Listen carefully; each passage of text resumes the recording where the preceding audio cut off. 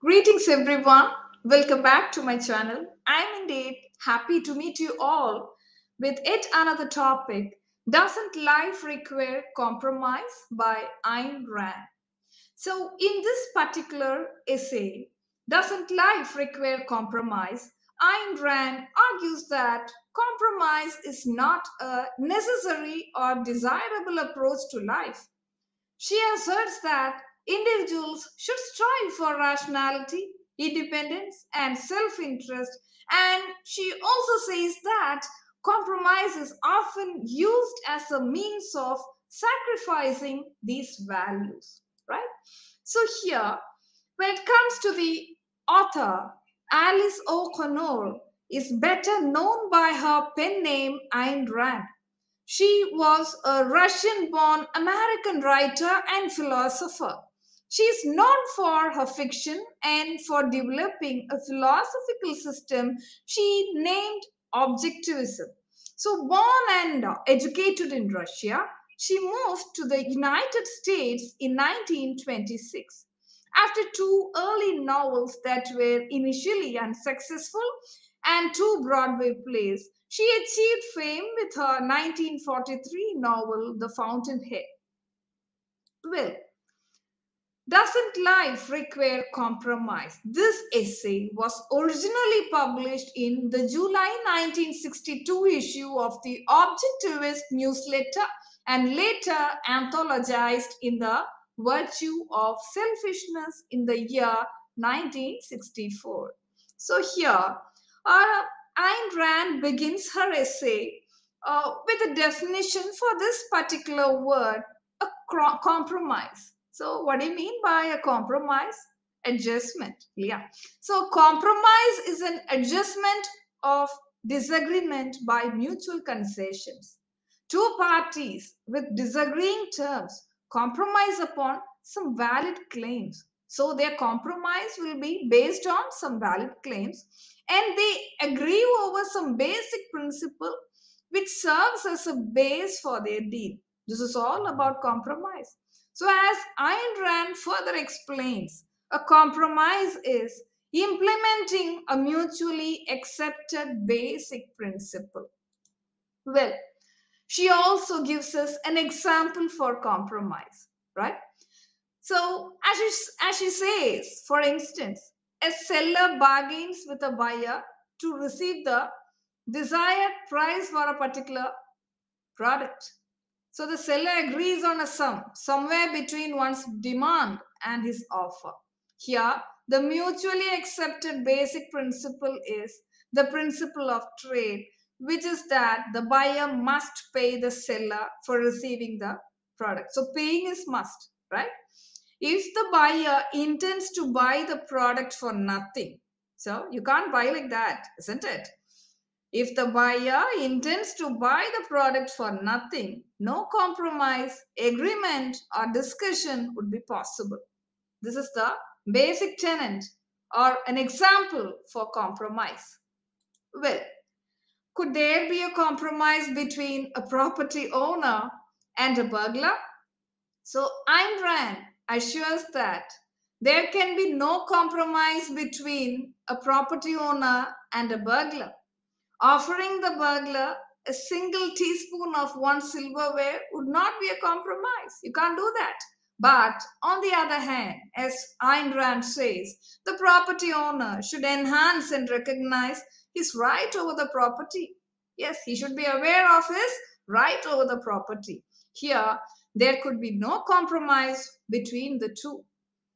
And is there a compromise between freedom and government control? So here, Rand conveys that there can also be no compromise between freedom and government control. According to her, the thought of justifying just a few controls from the government is like surrendering the principle of individual rights of the citizen. So she says that an individual or a citizen of any country cannot be submissive to the governmental controls. There should be no compromise, says Ayn Rand. She argues that compromising over the arbitrary power of governmental controls is like delivering oneself to gradual enslavement, right? So here she indicates the domestic policy of the United States as an example of the governmental control. So here we understand that there can be no compromise, or there shouldn't be any compromise between freedom and government control. Well, so she also says that there should be no compromise on basic principles and or fundamental issues. Ayn Rand argues that there can be no compromises to be made on certain basic principles and fundamental issues as follows. What are those? There should be no compromise between life and death. There should be no compromise between truth and falsehood. And of course, there should be no compromise between reason and irrationality. Well, now she explains us a particular term called ethical subjectivism. So Ayn Rand is highly critic of people in the contemporary times because according to them, compromise is not a legitimate mutual concession but an act of betrayal of one's principles. So she's highly critic of people who betray their own principles in the name of compromise, and she calls this particular attitude as ethical subjectivism.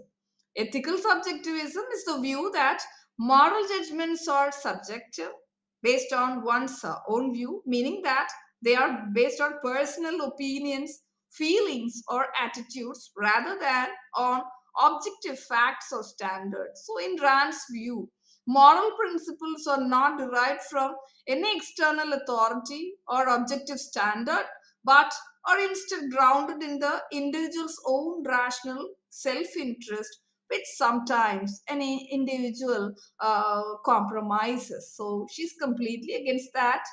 And she speaks about the immorality of ethical subjectivism.